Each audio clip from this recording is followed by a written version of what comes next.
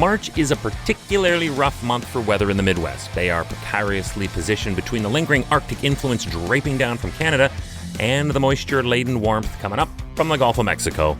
Hi, I'm Chris May, writer, producer, and host of This Day in Weather History from the Weather Network in Canada.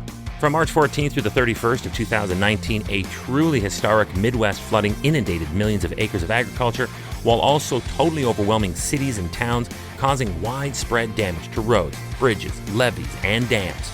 It was a damned mess. This day in weather history. In the end, this 2-week deluge of a disaster caused just under $3 billion in damages split between two states that were the most affected. $1.6 billion in the Hawkeye state of Iowa and $1.3 billion in Cornhusker Nation, Nebraska. This historic flooding was one of the costliest U.S. inland flooding events on record, and it included an Air Force base in Nebraska. It was severely flooded. The third U.S. military base to be damaged by a billion-dollar disaster event in the past 6 months, I might add. So, that certainly begs the question, what happened? To start, from January until early March, average temperatures in the Midwest remained very cold, with record snowfall in many areas. There was even a blizzard in early March that left up to 3 feet of snow on the ground in some areas. But if you have that kind of late-season snow, you run the risk of the season catching up. Remember the precarious placement I mentioned? Rapid snowmelt and heavy rain teamed up to cause massive flooding. As an example, the temperature spiked in Nebraska after the cold and snow that preceded this, and this happened thanks to the underbelly of a warm sector. Within that warm sector of a low-pressure center, you get warm air, check, and it comes up in this case from the Gulf, so it is also accompanied by rain, check. This quickly melted the snow, and quickly is the key word here.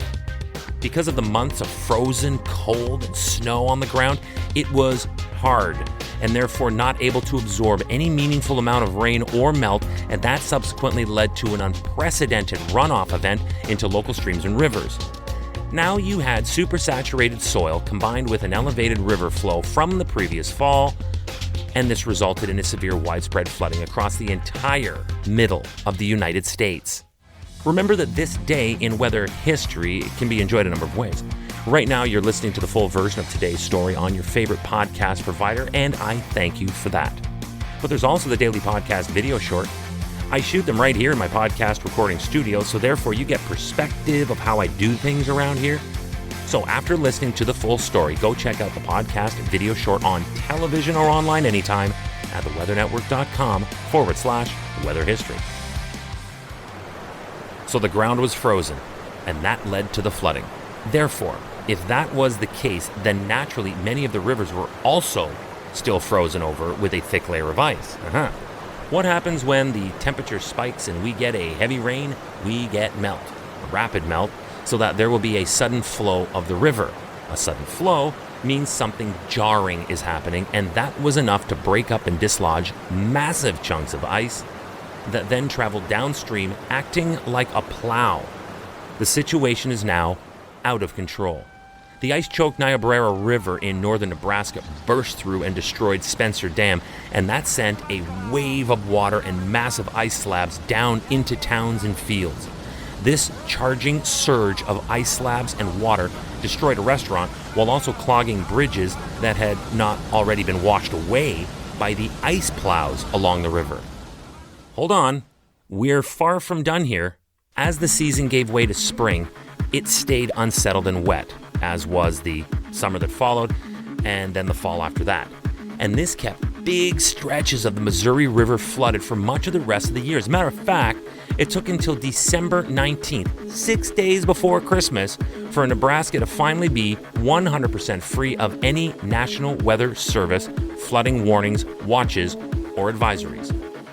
There had been such a watch or warning every day, dating back as far as February 2nd, Groundhog Day of that year, a streak that no one ever wants to see broken.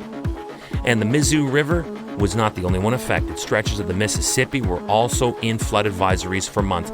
This would set records for flood longevity that extended from Louisiana to Iowa. Another crazy story that included this day in weather history. Hey, do you like the podcast? We'd love to hear from you. If you have an idea, go right now to wherever you're listening to me and rate us if you would, please. It's on a 5-star system, and we would love as many stars as you can afford. So rate us, but then also review us. This way we can always stay on top of how you'd like to see the show evolve. Then remember to subscribe to this podcast. Click the subscribe or follow button right there on the very same podcast homepage you're listening on. You'll be immediately reminded that the next day is ready to listen to, and you also have access to every episode in the archives. It dates back to June 1st of 2020, so there is a lot that we got to get caught up on this day in weather history. Tomorrow is March 16th, and we will be looking back to what was the earliest recorded tornado in the province of Ontario's history. It broke a record that stood for almost 60 years, and it was almost to the day. Don't miss tomorrow. A tornado rips through a town in Ontario while most of the province is still covered in snow. On this day in weather history with me, your host, Chris May.